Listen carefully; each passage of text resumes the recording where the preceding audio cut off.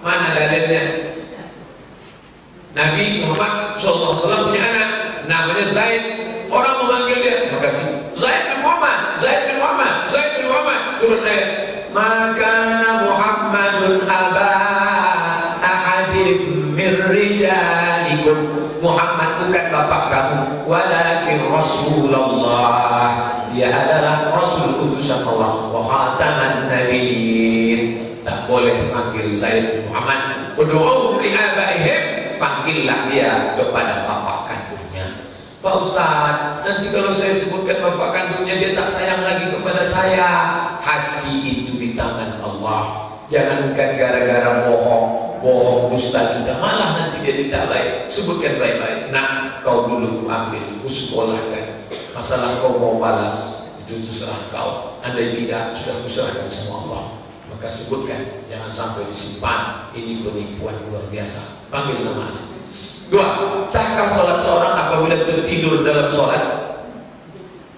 Ada pun orang Bagi yang duduk, disebutkan duduk di atas kursi. Tertidur. Tidur itu ada level. Level yang paling parah sampai jatuh. Kalau kiri megang saya, kanan megang saya, waktu tasyahud itu bisa juga tertidur. Jadi tidur, tapi masih ingat dia waktu imam kata Assalamualaikum, kata imam, dia berikut salam. Itu tak batal. Tapi kalau sampai terletak, itu batal, tak ada malam, hilang. Nah, maka di kursi juga bisa. Sampai terlungkup dia.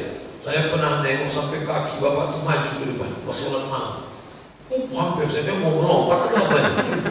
Itu tak batal, karena dia hanya sekedar hilang, tapi tidak hilang full. Masih ada suara imam itu kecil, suara imam itu nanti terdengar kecil. Lama-lama hilang. Kalau masih terdengar mengingau-ingau, itu belum batal. Ada umat Islam masuk surga terakhir. Mohon penjelasan Pak Ustaz.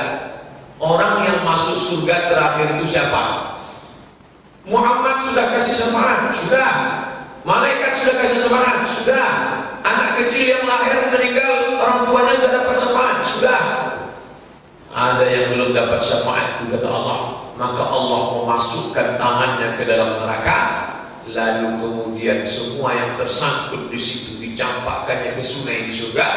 Mereka macam biji-bijian hitam dialiri air, lalu kemudian bersih mereka disinari matahari macam tanaman yang tumbuh. Itulah orang terakhir masuk ke dalam surga. Hadisnya di mana bisa kami lihat? Nama kitabnya Al-Lu'lu' wal Marjan fi man tafaqa alaihi syaikhan. Tapi ini tak pernah saya sampaikan. Hadis ini tak pernah saya sampaikan selama menjadi ustaz di Pekanbaru. Kenapa? Karena kalau saya sampaikan itu, nanti orang berpikir, kita tak usah baik-baik itu. Nanti tersangkut juga kita di situ. Kalau ini sampaikan ke anak-anak muda, kau tak ke masjid? Nanti terakhir kan nyangkut juga. Karena orang sekarang ini bisa menjelaskan sendiri. Pengajian itu bisa siapa punya kerjaan? Setan. Alladzi kata hadis-hadis yang menimbulkan kontroversial tak saya sampaikan karena dapat merusak. Kata Nabi, khatibun nasa ala qadri aqlihim, sampaikan kepada orang sesuai dengan yang mampu dicerna akal. Ini kertasnya 1, tapi pertanyaannya 7. Ibadah yang pertama kali dihisab adalah sholat. Sholat yang bagaimana Pak Ustaz? Syarat, rukun, wajib, sunat, makruh. Syarat, rukun, wajib, sunat, makruh. Jaga tata caranya. Fatihah itu apa? Rukun. Tasbih, doa di ujung, Allahumma inni a'udzubika min adzabi jahannam, sunat. Iftitah, sunat. Maka jaga sunat-sunatnya, rukun-rukunnya, syarat-syaratnya. Allahu Akbar, Allahu Akbar, Allahu Akbar, Allahu Akbar. Irji ila salatika fa innaka lam tusalli. Ulangi salatmu karena salatmu tak sah.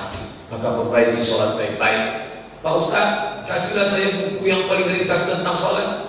Tulis 77 tanya jawab salat Somat LC.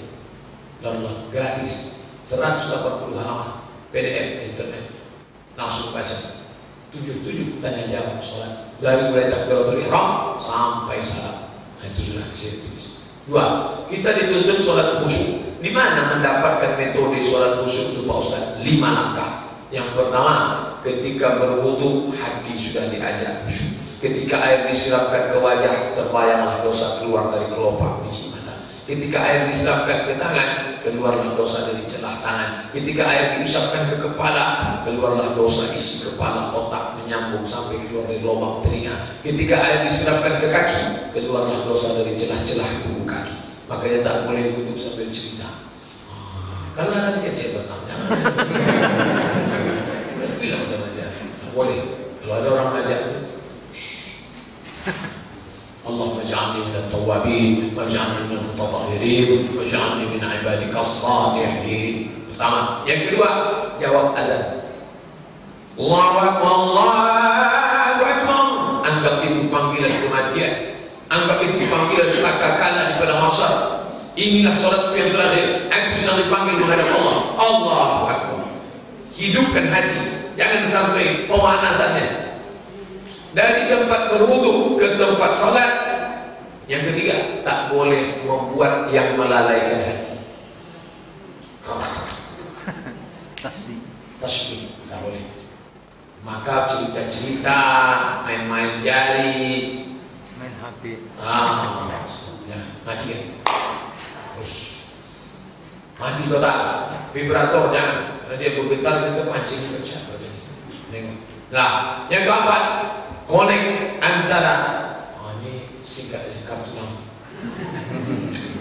Yang keempat, connect antara yang di mulut dengan di hati. Allahu Akbar kabira. Walhamdulillah katsira. Wa subhanallahi wa ta'ala. Jangan mulut lain hati lain. Connect. Ketika dia udah agak-agak lari jauh, connect kan baik. Ketika agak-agak inna sholati wa nusuki wa mahyaya wa mamati la syarika lah wa bidzalik. Maka berusaha jaga. Jangan sholat Allahu Akbar. Iya betul. Itu namanya sholat silent. Tidak boleh silent. Mulut itu bicara. At-tahiyatu mubarakatuh sholawatu thayyibatu. Assalamualaikum warahmatullahi wabarakatuh. Langkah kelima, fahami bacaan sholat. Saya tidak menyuruh menghafal. Ingat, jangan dihafal. Alhamdulillah, segala puji Tuhan bagi semesta alam. Bukan itu. Paham saja secara umum. Jangan dipaham, jangan dihafal teks terjemah. Itu sholat usrai namanya. Diterjemahkannya dalam sholat. Tak boleh mengucapkan bahasa Indonesia dalam sholat, batal sholat. Hanya bahasa Arab saja. Inna sholat, sesungguhnya sholat. Wa nusuki ibadah. Oh, batal sholat. Tak boleh. 5 ini siapkan cawannya, Allah akan menurunkan khusyuknya. Begitu ringkasan dari pendapat Syekh Ali Tontowi dalam kitab bukunya kecil menuju sholat khusyuk. 4. Sebagian umat Islam di bagian bumi utara puasa sampai 23 jam. Bagaimana dengan ibadah sholat isya, tarawih dan subuh, berbuka dan sahur mereka, Pak Ustaz? Negeri yang di atas tak normal, Finlandia, Swedia, dia mengikut negeri terdekat yang normal. Negeri terdekat dia yang normal mana? Inggris. Inggris agak normal, London. Maka dia ikut. Ada orang Islam di London, Pak Ustaz. Orang Islam di London, British Islam Council ada, di Washington ada, bahkan di kutub utara pun ada orang Islam. Pokoknya ikuti fatwa dari ulama yang negeri Islam terdekat yang normal. Ikuti, jangan ikut yang abnormal. Begitu kata ulama.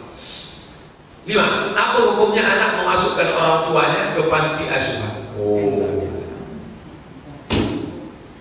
Mak, kalau di rumahku nanti mak tak tahan mendengar anak menangis, kami pula tak sanggup menjaga, mak titipkan aja ya. Apa kata si mak? Iyalah nak, tapi air matanya tumpah, berlinang air mata. Ada azab yang diterima di akhirat saja. Kalau Bapak Ibu tengok ada orang korupsi makan haram tapi di dunia hidupnya nyaman, itu di akhirat saja. Tapi durhaka sama orang tua, dua-dua didapat. Dunia dapat, akhirat dapat. Pak Ustaz, udah dapat dunia kok, di akhirat dapat lagi. Yang dunia itu apanya? DP-nya. Nanti cashnya di akhirat. Jagalah dia sebaik-baiknya. Ya Allah, aku sayang pada emakku ya Allah. Aku pulang bekerja, aku bawakan sebotol susu. Istriku menangis, anakku meratap karena lapar tapi tak kuberi, sampai akhirnya makku bangun baru kuberikan. Kalau memang ini bisa dijadikan amal sebagai tawassul, bukakan pintu gua nih ya Allah, terbuka pintu gua, langsung kabul doa, maka jagalah dia sebaik-baiknya. Carilah istri yang bisa tahan menengok mertua. Makanya yang lajang-lajang saya anjurkan sebelum nikah itu kontrak duluan. Pertama, sudikah kau menjadi perempuan kedua dalam hidupku? Memangnya aku istri kedua, mak nomor satu. Kalau kau setuju, kupinang kau dengan bismillah. Kalau kau tak setuju, bunga bukan setangkai, kumbang bukan seekor. Akan mencari yang lain. Masih banyak ya, padahal tak ada. Ada satu-satunya. Cuma kita harus punya bergaya. Ini anak laki-laki kita harus nasihatkan begitu. Kenapa Ustaz tekankan begitu? Anak saya laki-laki. Takut saya diletakkan di tempat tujuan. Sesudah Idul Fitri hari raya kurban, maka bagaimana sebaiknya kulit kurban itu Pak Ustaz? Tulis saja di internet 33 tanya jawab kurban Somad LC, sudah ada. Kulit kurban jangan dijual, karena kalau dijual siapa yang menjual kulit kurban tak ada kurban baginya. Jangan pula digunting kecil-kecil, karena nanti busuk berulat, kampung jadi bau bangkai. Lalu bagaimana solusinya? Panggil siapa yang bisa mengolah. Lagi dapat mengolah eko jadi jange. Yo, berapa? 100.000. Ada 10, 1 juta. Mari duitnya. Ambil 1 juta, bagikan ke fakir miskin. Jangan lagi dipakai untuk biaya operasional, upah potong, untuk survei, beli gudang garam. Nah, murni habiskan semua bagi ke fakir miskin.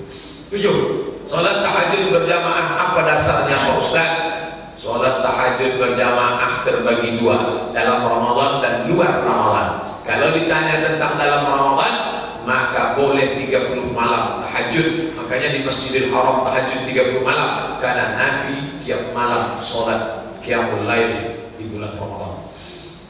Itu dalilnya, boleh 30 malam. Adapun di luar Ramadan dibuat sekali-sekali tahajud berjamaah. Boleh sebulan sekali di Masjid Agung Anur bersama Dr. Mustafa Umar dan jamaah dari Malaysia Kuala Lumpur. Sekali-sekali. Apa dalilnya? Nabi sedang salat tahajud, tiba-tiba datang Abdullah bin Abbas. Ikut. Selesai salat, Nabi tak marah. Seandainya tak boleh, pasti Nabi marah. Abdullah bin Abbas, besoknya ikut lagi ya? Boleh. Nabi sedang salat, ikut. Abdullah Anas bin Malik, boleh. Itu dalil boleh salat tahajud berjamaah sekali-sekali. Ibu salat tahajud sama bapak, boleh. Bagaimana hukum berdoa sesudah salat jamaah, dipandu atau sendiri-sendiri Pak Ustaz? Mana yang afdal? Sunnah itu terbagi 3. Kalau Nabi bercakap, namanya sunnah qauliyah. Kalau Nabi membuat, namanya sunnah fi'liyah. Kalau Nabi diam, namanya sunnah takririyah. Ada tak hadis menyatakan sholat doa bersama? Ya, la yajtami mala'un, sekelompok orang berkumpul, fayad'u ba'duhum berdoa satu orang, wa yu'minuhum sa'iruhum diaminkan oleh yang lain, illa ajabahum Allah, Allah mengabulkan doa mereka. Nabi yang ngomong. Kecuali Nabi mengatakan siapa yang doa bersama neraka jahanamlah tempatnya. Nabi mengatakan sekelompok orang berdoa satu orang, diaminkan yang lain. Dalil kedua, qad ujibat da'watukuma, doa kalian berdua dikabulkan. Yang berdoa itu Musa, sedangkan Harun mengaminkan. Amin, amin. Ya Allah, kami mau menghadapi Fir'aun, selamatkan kami dari cedera azab Fir'aun. Amin. Allah kabulkan doa mereka berdua.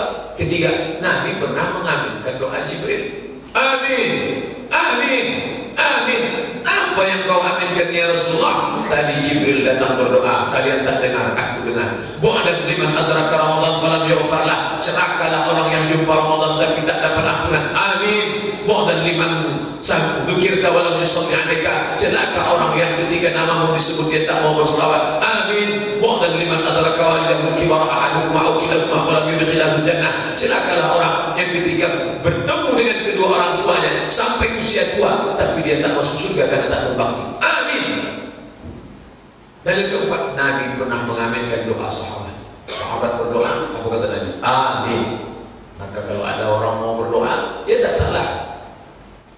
Yang salah itu mewajibkan doa. Yang tak wajib diwajibkan. Sudah dipaksanya orang berdoa, doanya pula sampai setengah jam. Jamaah pertama semangat, lama-lama dia setengah jam. Panjang. Doanya pula tak jelas tahap ujungnya. Maut. Jelaslah doanya. Allahumma inna nas'aluka salamatan fid din. Amin. Wa 'afiyatan fil jasad. Amin. Wa ziyadatan fil ilm. Jelas. Apabila emas perhiasan sudah cukup satu nisab 83 gram, 85 gram. Saya ingatkan 85 gram. Dari mana Ustaz itu 85? Satu duit zaman Nabi itu beratnya 4,25. Kata Nabi, siapa yang punya 20 keping, 4,25 kali 20 keping sama dengan 85. Itu dasar saya 85. Kalau ibu bapak baca dari buku lain tak apa, tapi yang saya maksud 85 gram. Dikeluarkan zakatnya 2,5%. Yang saya tanyakan Pak Ustaz, apakah cukup satu kali atau setiap tahun? Tengok dulu emasnya punya siapa. Kalau emasnya punya ibu, itu emasnya namanya emas perhiasan, subang, gelang, anting, rantai. Maka emas perhiasan ibu itu sedang seumur hidup sekali. Begitu menurut pendapat Hambali, seumur hidup sekali. Tapi kalau emas itu punya bapak, itu mesti setiap tahun. Karena laki-laki tidak boleh pakai emas. Emas yang bapak beli dalam bentuk gelang rantai itu bukan emas perhiasan, itu emas simpanan, sama macam emas batangan. Yang sudah sampai 85 gram setiap satu kali haul keluarkan. Saya anjurkan keluarkan menjelang bulan puasa. Mau puasa keluarkan. Kenapa? Karena di bulan puasa itu ada pekerja berat, tukang gali parit, tukang sampah. Kalau dia tak kasih itu, dia berat kerja, kita kasihlah sama dia 2 juta atau 1 juta, maka ringanlah beban dia, bisa dia puasa bulan itu, tertolong dia. Jadi bagus setiap tahun. Ini tentang perhiasan emas. Ada emas yang tak dikeluarkan zakat, ada emas patok, emas ini. Kuburan tak boleh di dalam masjid. Kenapa kuburan Rasulullah dan sahabatnya berada dalam masjid, Pak Ustaz? Jadi Masjid Nabawi itu panjangnya 22 meter dari mimbar. Ini mimbarnya tempat Nabi khutbah, dari mimbar ke dinding kamar Nabi, mohon maaf, 22 meter. Pas dinding kamar Nabi, sesudah dinding itu kamar Nabi. Habis dinding kamar Nabi langsung. Makanya Nabi waktu dia iktikaf, dia pergi ke samping, dipanggilnya Aisyah. Aisyah, tolong ambilkan sisir. Karena Aisyah di kamar sebelah, langsung tak ada berjarak. Ketika Nabi meninggal, jenazahnya langsung dimakamkan di tempat tidurnya itu. Meninggal dia digali di bawah kasur langsung. Karena dia berpesan, kami nabi-nabi di mana kami mati kuburkan di situ. Setelah Nabi meninggal, Abu Bakar pula minta mau ngambil barokah. Nanti kalau aku mati tolong kuburkan di samping Nabi. Setelah itu Umar pula minta, nanti kalau aku mati makamkan di samping Nabi. Maka ada 3 makam di dalam. Itu bukan masjid. Perluasan Masjid Nabawi, maka mau tak mau termasuklah dia ke dalam. Untuk membedakannya dengan masjid, maka dibuatlah tembok. Maka jangan katakan makam dalam masjid, termasuk ke dalam. Yang tak boleh itu bagaimana? Ini makam. Makam itu dihancurkan, dibuat tempat sholat di atas makam. Itulah yang dilaknat Allah. La'anallahu al-yahuda wan nasara. Allah melaknat Yahudi dan Nasrani. Kenapa? Ittakhadhu qubur anbiya'ihim masajid. Mereka menjadikan kubur nabinya menjadi masjid, tempat sujud. Di mana itu? Di Vatikan. Namanya makam Santo Thomas. Santo Thomas orang suci Kristen, begitu dia mati, kuburannya diratakan, diletakkan tempat sujud di atasnya. Mereka pun sujud di atas makam Santo Thomas. Itu tak boleh. Seandainya diratakan makam Nabi, lalu orang sujud di atas makam itu, haram, tak boleh sujud. Ada orang soleh meninggal di makam, tak boleh. Santo Thomas, tiba-tiba somat meninggal buat Santo Somat, tak boleh, haram. Pertanyaan terakhir, saya mendengar ceramah di Roja TV, ustadznya juga ahli hadis. bulan Ramadan ini tidak ada istilah malam 10 pertama, malam 10 kedua, malam 10 ketiga. Malam pertama rahmat, awwaluhu rahmat, awsatuhu maghfirah, akhiruhu itqu minan nar. Ada tak hadis itu Pak Ustaz? Ada. Kenapa kata Ustaz Rajak dikata dia tak ada? Dia tidak menerima hadis dhaif. Sedangkan golongan ahli hadis, hadis dhaif boleh dipakai kalau cukup 5 syarat. Pertama, bukan masalah halal haram. Yang kedua, bukan masalah akidah. Yang ketiga, periwayatnya tidak ada yang kadzab pendusta. Yang kelima, dia masih bernaung di bawah hadis sahih. Yang keenam, dia tentang fadail amal, motivasi beramal. Cukup 5 syarat. Siapa yang ngomong begini? Imam Jalaluddin Abdurrahman As-Suyuti dalam kitabnya Tadrib Rawi Syarah Takrib Nawawi. Hadis dhaif boleh dipakai cukup 5 syarat.